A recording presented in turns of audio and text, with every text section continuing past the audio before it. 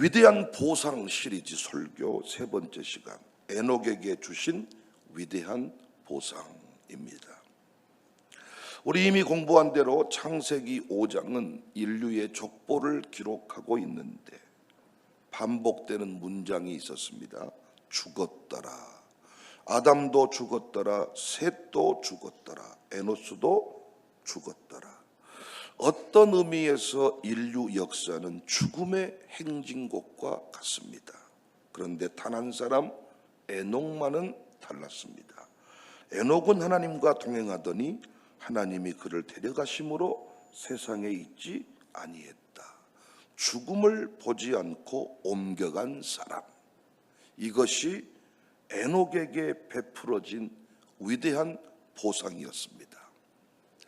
제가 이 보상에 대해서 지금 설교를 하는데 어제도 그런 설교했죠. 1등부터 100등까지만 주는 보상이 아니다. 그런 상이 아니다. 경쟁에서 이긴 사람만 받는 상이 아니다. 학문을 초월해서 어떤 자리에 있든지 간에 아벨처럼 살면 아벨의 상 우리도 받을 수 있다. 에녹만 받은 상이 아닙니다. 1000명이 에녹처럼 살면 에녹이 받아 누린 보상 누릴 수 있다. 1등부터 50명까지만 받는 보상이 아니다. 난 우리 교회가 이런 성경의 인물을 공부할 때 도전받을 수 있기를 바랍니다. 에녹이 받은 보상 우리도 받아야죠. 오늘 본문 히브리서 기자는 에녹을 이렇게 요약합니다. 그는 옮겨지기 전에 하나님을 기쁘시게 하는 자라는 증거를 받았다. 에녹이 받은 보상은 단순히 어떤 물적 그런 보상이 아니었습니다. 물질적 보상이 아니었습니다. 하나님과 동행함으로 하나님을 기쁘시게 하는 자라 하는 증거를 받았다. 에녹은 평탄한 시대를 살지 않았습니다. 창세기 6장에 사람의 죄악이 세상에 가득하고 항상 악한 뿐임을 보셨다. 그 죄악의 시대 한복판에서 에녹은 홀로 하나님과 동행했다. 그의 동행은 시대에 대한 일종의 저항이었죠. 모두가 다 타락과 쾌락의 길을 걸을 때 그는 하나님과 걸었습니다. 세상의 흐름과 반대로 걷는 그 발걸음, 단순한 신앙이 아니라 용기 있는 결단이었습니다. 그래서 그의 삶이 지금도 우리에게 도전이 되는 거예요. 에녹은 우리에게 이렇게 말하는 것 같습니다. 세상에서 기쁨을 찾지 마라. 끝났다고 말하는 사람들의 소리에 귀 기울이지 마라. 너의 인생은 끝나지 않았다. 진정한 기쁨은 하나님께 있다. 그러니까 여러분, 하나님께서 기뻐하시는 자였다. 이 말 속에는 어떤 보상이 포함되어 있냐? 어떤 의미가 포함되어 있냐? 이 땅에서 지옥 같은 삶을 살지 않고 이 땅에서 천국과 같은 삶을 살 수 있다는 것입니다. 하늘의 기쁨을 누리며 살아갈 수가 있다. 왜 세상 사람들이 밤새도록 술을 먹을까요? 왜 세상 사람들이 그렇게 죽으라고 공부할까요? 다 행복하기 위해서랍니다. 그런데 진짜 행복은 어디에 있습니까? 진짜 행복은 돈에 있습니까? 진짜 행복이 졸업장에 있습니까? 여러분, 진짜 행복이 예쁜 몸매에 있던가요? 진짜 행복이 자식에게 있었습니까? 진짜 기쁨과 행복은 주님께 있었습니다. 죽지 못해 사는 인생이 있고 천국을 사는 인생이 있습니다. 길거리에서 노점상을 해도 기뻐하는 인생이 있고 백화점 건물 주인이면서도 술 없이는 잠 못 자는 인생이 있습니다. 모든 사람이 죄악의 길, 죽음의 길을 당연하게 받아들이던 시대에 그 흐름을 거슬러 올라갔던 사람, 세상에서 기쁨을 찾고자 했던 그 시대를 역류했던 사람, 죽음의 권세 아래 살아갈 때 천국의 영광을 노래하며 살았던 사람, 죽음이 당연하다는 그 게임의 규칙을 바꾼 첫 번째 사람, 에녹이었습니다. 우리가 여전히 세상을 원망하고 불평하며 살아가는 이유가 뭡니까? 세상 방식대로 살기 때문입니다. 비교하고 경쟁하기 때문입니다. 시기하고 질투하기 때문입니다. 우리는 여전히 우산동의 방식을 따라 살기 때문에 여전히 불안합니다. 초조합니다. 두렵습니다. 말이 장로님이시고 말이 권사님이시지 그 삶이, 그 신앙이 권사님 같지 않으니까 세상 사람처럼 이중 플레이를 하며 살아가는 겁니다. 세상에서 잊혀지는 것이, 망할 것이 두려운 거죠. 모두가 다 그렇게 살지 않는데 다른 길을 가려고 하니까 눌리는 것이죠. 그래서 하나님은 여호수아에게 오직 강하고 극히 담대해라. 나의 종 모세가 내게 명령한 그 율법을 다 지켜 행해라. 좌로나 우로나 치우치지 말아라. 여호수아 1장 7절의 이야기입니다. 그러면 형통한다. 애굽의 방식을 따라 살아가지 마라. 가나안의 거대한 성읍에 눌리지 말아라. 너의 가는 길이 비록 좁고 험할지라도 너는 담대히 이 길을 걸어가면 너는 그 땅에서 기쁨을 노래할 수 있을 것이다.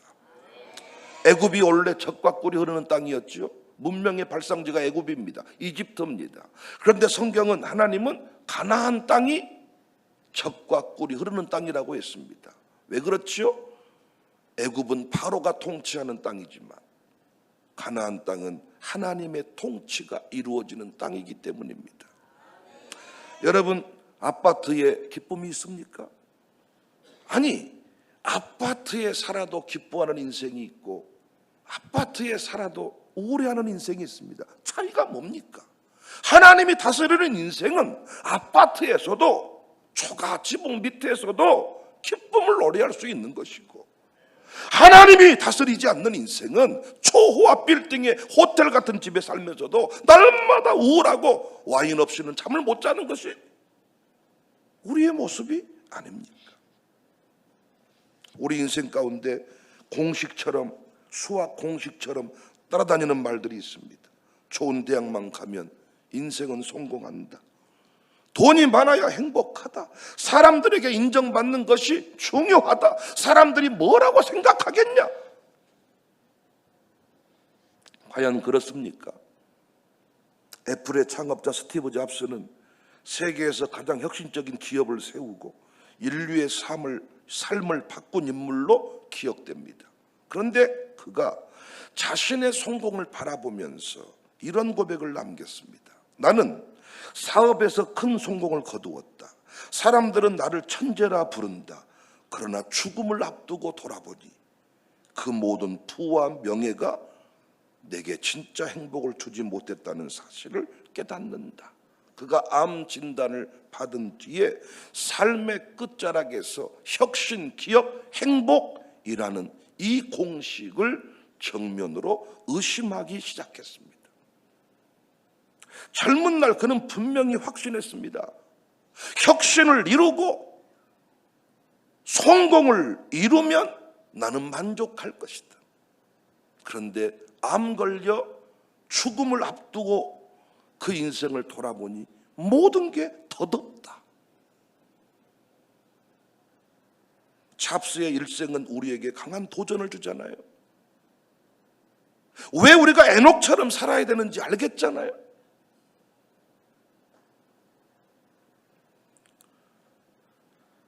성경에 바울의 얘기가 많이 나오는데 그는 유대교 가문의 최고 엘리트였습니다. 여러분 요즘 유튜브 같은 데 보니까 애니메이션으로 사도 바울 애니메이션이 나오더라고요. 보니까 더 도움이 돼요. 가말리알 문화에서 철저히 율법을 배우고 열심으로는 누구에게든지 뒤지지 않았습니다. 왜요? 열심, 구원, 율법, 구원, 열정, 행복 이런 나름대로 공식들이 있었어요. 그런데 그가 다메섹 도상에서 부활하신 예수님을 만난 순간 자기가 믿어왔던 모든 공식이 다 깨져버렸습니다. 빌립보서 3장에서 무엇이든지 내게 유익하던 것을 내가 그리스도를 위하여 다 해로 여길 뿐더러 내가 그리스도를 아는 지식이 가장 고사하기 때문이다. 내가 그를 위하여 모든 것을 잃어버리고 배설물로 여기면 내 주 그리스도 예수를 아는 지식이 가장 고상하기 때문이다. 믿어왔던 율법, 혈통, 업적, 명예 그 모든 것이 예수 그리스도 안에서 누리는 기쁨보다 못하다는 것입니다. 공부를 왜 합니까? 공부에 기쁨이 있다는 거예요.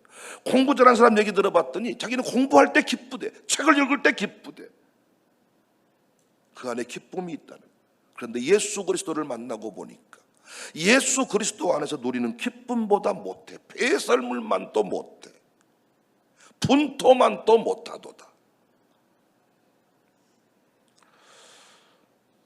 예수님은 단호하게 말씀합니다. 요한복음 14장 1절에 내가 길이고 진리고 생명이다. 누구의 길을 가야 되겠어요? 주님이 명령하시는 길을 가야 됩니다. 내가 가고 싶은 길이 아니라 주님이 내게 명령하신 길을 갈 때 우리는 그분이 주시는 보상을 받아 누리는데 그 보상이 뭐예요? 기쁨이 있다는 거예요. 여러분, 부모님이 가지 말라고 하는 길을 자식이 가요. 그러면 자식이 고집을 펴서 갈 수는 있겠지만 그 길이 기쁩니까? 불안합니다. 초조합니다. 그런데 부모님이 원하는 길을 갈 때 부모님이 축복합니다. 기뻐합니다. 여러분, 목사가 축복하는 길을 갈 때 기쁘세요? 목사가 가지 말라고 하는 길을 갈 때 기쁘세요? 주님이 가라고 하는 길을 갈 때 우리는 평안합니다. 세상 사람들은 그것이 무슨 짓이냐고 손가락질을 하지만 정작 우리는 기쁘고 우리는 평안하고 우리는 그 안에 행복이 있잖아요. 세상이 원하는 길, 사람들이 좋아하는 길을 걷는 교회가 아니라 우리 교회가 우리 교회는 꼭 에녹의 길을 걷는 교회이기를 바랍니다. 우리 교회가 걸어온 길은 결코 평탄하지 않았어요. 우리 교회는 재정적으로, 환경적으로, 인력의 부족으로 수많은 위기의 순간들 우리는 맞이하며 살아왔습니다. 그때마다 하나님이 원하시는 길을 걸어왔습니다.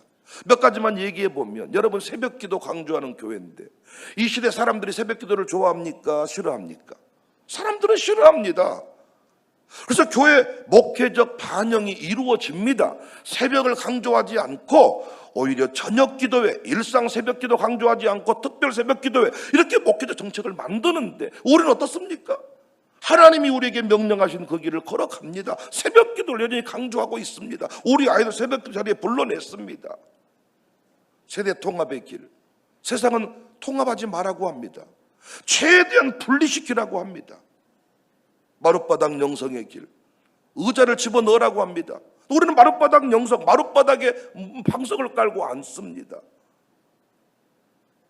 부흥 미션의 길, 비즈니스 선교의 길, 문화 선교의 길, 가정교회 소그룹 이런 거 못하게 합니다. 가정교회 이런 시스템 만드는 교회는 젊은이들로부터 외면당한다. 왜? 젊은이들은 사생활을 오픈하지 않는다는 거예요. 그런데 이 모든 길이 성경의 가르침의 길이고 이 모든 길이 하나님이 명령하신 길이고 그래서 하나님을 기쁘시게 하는 자라 하는 증거를 얻었다. 우리 이 교회가 하라는 대로 우리 교회 이 비전과 함께 길을 걸어가는 사람은 기뻐합니다.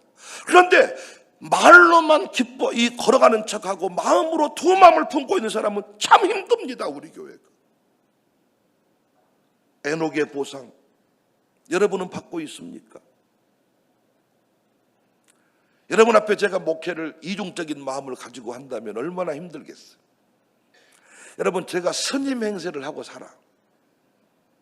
불자도 모르는 제가 밥 먹고 살기 위해서 불교에 들어가 가지고 대단한 스님인 것처럼 행세를 하고 산다고 생각을 해보세요. 얼마나 내 삶이 힘들겠어요? 목탁을 칠 때마다 얼마나 눈물로 목탁을 치겠어요? 아니 나는 하나님을 알고 있는 사람인데 밥 먹고 살기 위해서 목탁을 쳐야 돼. 그 인생이 얼마나 힘들겠냐고. 나는 우리 교회 직분자들이 그런 분이 있다고 생각해요. 얼마나 권사한 노릇하는 게 힘들겠어요. 예수님이 그렇게 말했습니다. 선지자 노릇을 했다. 양육사 노릇을 하고 산다.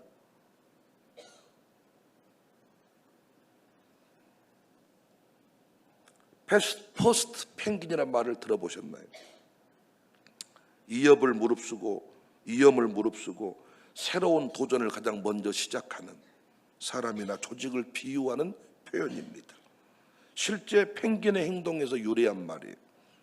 여러분 TV 같은 데 보시면 펭귄들이 바다로 뛰어들어서 물고기를 잡아먹어야 되는데 바다에는 그들의 천적들이 있습니다. 물개도 있고 범고래 같은 이런 공격의 천적이 있다 보니까 쉽게 못 뛰어드는 거예요. 물고기를 잡아먹으러 뛰어들어야 되는데 뛰어들었다가는 죽을 수 있으니까. 그래서 발만 동동 구르고 이러고 있을 때 첫 번째 펭귄이 탁 물에 뛰어들어. 그래서 들어갔더니 천적이 없고 물고기를 딱 입에 물고 촥 올라오면 두 번째 펭귄, 세 번째 펭귄이 다 뛰어들어서 그들이 다 물고기를 잡아먹고 야 평안하게 잠을 잘 수 있다.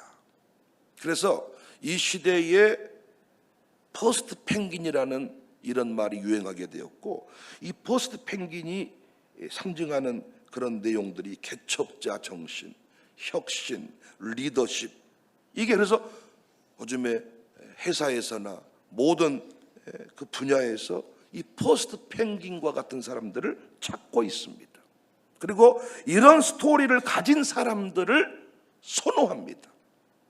늘 남들이 가는 길을 걸어갔던 인생이 아니라 내가 새롭게 뭔가를 도전해봤던 기록을 가지고 있는 사람. 그래서 요즘에는요 청년들이 국가로부터 예산 지원받는 것들이 있더라고요. 내가 하고 싶은 일을 도전했다는 기록을 잘 만들어서 지원을 하면 예산을 지원해줘요. 한번 도전해봐라.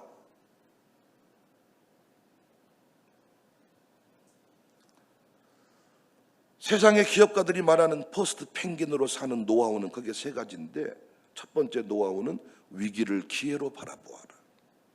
두 번째 노하우는 미래에 대한 학습을 지속해라. 미래에 대해서 늘 관심을 갖고 학습하라는 것입니다. 세 번째 노하우는 사람들의 말보다 자신의 직관을 믿어라. 야 오늘 찬양팀인데 설교 원고를 들여다본 것처럼 첫 번째 찬양이 뭡니까? 사람들의 말에 귀 기울이지 말아라. 하나님은 이 시대 에녹과 같은 교회를 애타게 찾고 있습니다. 여러분 우리 인생은 무엇을 해도 후회가 남지 않습니까? 무엇을 해도 후회가 남는 인생인데 어떻게 하면 후회하지 않을 수 있을까요? 주님을 위해 사는 것입니다. 말씀대로 살 때만 후회가 없습니다. 무엇을 해도 후회가 있습니다. 그러나 주님을 위해서 사는 인생은 후회가 없습니다. 제가 가만히 보니까요 하나님의 위대한 역사를 이루는 사람들이 전문 직종에 있는 사람들이 아닐 때가 많아요. 전문 직종, 이를테면 의사, 법조인 뭐 이렇게 전문 직종 있잖아요. 대기업 간부. 그럼 여러분 이 전문 직종에 있는 사람들은 중간에 진로를 수정하는 게 쉽겠어요? 어렵겠어요? 판사하다가 그냥 내려놓기가 쉽겠어요? 어렵겠어요? 어렵겠죠? 대답 좀 해주세요. 이거는 뭐 쓸 게 없잖아요. 전문 직종에 있는 사람이 갑자기 어느 날 진로를 바꾸기 쉽겠냐고요. 어렵겠죠. 근데 그 자리는 모든 사람들이 다 가고 싶어하는 자리지요. 근데 정작 자신은 그 자리를 싫어할 수 있지요. 아니 판사하면서도 괴로워할 수 있잖아요. 근데 사람들은 뭐라고 말해? 좋겠네 판사여서. 그리고 그 부인은 더 사람들이 그런 말을 많이 듣겠죠. 집이는 좋겠네 남편이 판사여서. 또 판사 중에도 부장판사님. 그러면 또 그 밑에 판사 부인들보다 부장판사 부인은 더 말을 많이 듣겠죠. 좋겠네 집에는 부장판사 부인이어서. 그런데 그 부인들이 뭐라고 말해요? 감사하제 이렇게 말한 경우도 있겠지만은 살아보소. 그 말은 무슨 말이에요? 내가 굳이 이 길을 갈 마음이 없는데 가고 있다는 거잖아요. 그러면 때로는 하나님이 우리가 그런 그 책 저자도 있습니다. 내려놓음 더 내려놓음. 너무 잘 나갔던 의사인데 갑자기 아프리카로 가라 그래. 그럼 여러분 가기가 쉽겠어요? 갑자기 아주 잘 나갔던 의사를 내려놓고 병원 문 닫고 아프리카로 가기가 쉽겠냐고요. 남편은 가고 싶어요. 근데 부인이 몇 가지 잡겠죠. 니 나가라이. 나는 못 간다이. 그런데 그걸 포기하고 가기가 쉽겠냐고요. 그러면 주님이 가라고 한 길은 아프리카인데 나는 계속 의사를 하고 있어. 그러면 여러분 수술할 때마다 기쁘겠어요? 이런 짐이 하겠어요? 제가 무슨 말을 하고 싶냐? 왜 하나님이 위대한 역사를 이루게 하실 때 다 가져가 버리시냐? 왜 바닥 인생을 만들어 버리냐? 바닥이 아니고는 우리 인생은 못 돌아섭니다. 어떤 일이 너무 잘 되는데 이걸 내려놓고 이 길 가라 못 갑니다, 여러분. 그래서 사람들은 부러워하는 자리인데 나는 정작 기쁨이 없는 그런 인생을 살 때가 많아요. 그런데 사람들은 미쳤네. 의사를 왜 그만둬? 미쳤네. 판사를 왜 그만둬? 변호사는 힘들어. 판사에 그냥. 그런데 기꺼이 옷 벗어버린 사람이 많아요. 사람들은 미쳤다고 말하지만 그 사람은 하루를 살아도 기쁨을 살 수 있는 거예요. 나는 너무너무 감사한 게 우리 교회가 왜 이렇게 사람들은 미쳤다고 말하지만 우리는 이렇게 이 자리까지 달려올 수 있었냐? 우리가 대단한 직종의 사람들이 아니었기 때문이다. 우리 교회가 광주의 장자교회라는 이런 명분을 가지지 않는 교회였기 때문이다. 그래서 우리는 겸손할 수 있었다. 그래서 우리는 주의 말씀 아니고는 방법이 없다. 오늘 또 성령님의 음성에 순종하는 것 외에는 방법이 없다. 어제도 우리 LA 박은성 목사님 그런 말씀 하시더라고요. 장로님이 45명 이상 될 때 매달마다 회의할 때마다 5천만 원씩 빌려와라. 5천만 원씩 헌금해라. 처음에는 가져오더니 나중엔 누구도 안 가져오더래. 목사 혼자만 매달 마음 졸이지 어떤 장로님도 거기에 대해서 동의한 사람이 없더래. 방법이 뭐예요? 성령의 음성에 순종하는 것밖에 없어. 그럼 여러분, 사람들이 원하는 길을 갔다고 해서 그것이 기쁘냐고요? 아니다는 거야. 에녹이 누리는 보상은 뭐냐? 에녹은 사람들이 가지 않는 길을 걸어갔어요. 다 편하게 사는데 하나님과 동행하는 길을 걸어갔어요. 여러분, 하나님과 동행하는 길을 걸어가시 보신 여러분 편합니까? 힘듭니다. 그런데 무슨 보상이 있어요? 하나님이 주신 평안과 기쁨이 있어요. 부모님을 이겨먹고 얼마든지 갈 수 있지만 불안합니다. 천둥만 쳐도 불안합니다. 자동차 빠꾸 하다가 전봇대만 때려박아도 불안합니다. 그런데 인정받고 축복받고 간 길은 어떤 위협을 만나도 두렵지 않습니다. 그래서 내려놓음, 더 내려놓음, 내려놓음, 더 내려놓음. 난 여러분과 제가 끝까지 하나님의 인도를 받고 동행의 길을 걷는 그런 주인공들이 되었으면 좋겠습니다. 기득권이 제로가 되는 순간, 그 순간이 자유로워지는 순간입니다. 난 우리 교회가요, 성령님의 음성에 순종하기에 최적화된 교회라고 생각합니다. 왜냐? 어떤 한 사람이 주도할 수 없는 교회입니다.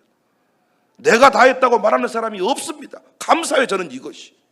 어떤 한 사람이 너무 탁 튀어서 내가 다 했다고 하는 그 집을 못 건드립니다. 그래서 이 박 목사님도 저랑 얘기하더라고요. 돈이 있는 사람이 목회에 도움이 되기는 하나 이 사람들의 특징은 뭐냐? 변덕이 심하다는 거예요. 참 비맞추기가 어렵다는 거예요. 11조를 많이 하는 사람이 교회에 도움이 되기는 하나 이 사람이 변덕이 심해서 비맞추기가 어렵다는 거예요. 비춰버린다는 것입니다. 그래서 목회가요, 하나님의 뜻대로 가기보다는 그 사람 뜻을 맞추는 것이 돼버릴 때가 많다는 거죠. 나는 우리 교회가 어떤 상황에 있든지 동행하는 길을 택했습니다. 앞으로도 동행하는 인생이 되었어. 에녹이 누리는 보상, 다른 사람들은 불안하고 초조해야 할지라도 우리만큼은 하늘의 기쁨을 누리는, 영원한 생명의 기쁨을 누리는 사람들의 말에 귀 기울이지 않는 내려놓음, 더 더 내려놓음, 완전히 내려놓음, 확실히 내려놓음, 그 안에 기쁨, 평강, 노래하는 우리 교회가 될 수 있기를 주님의 이름으로 축복합니다.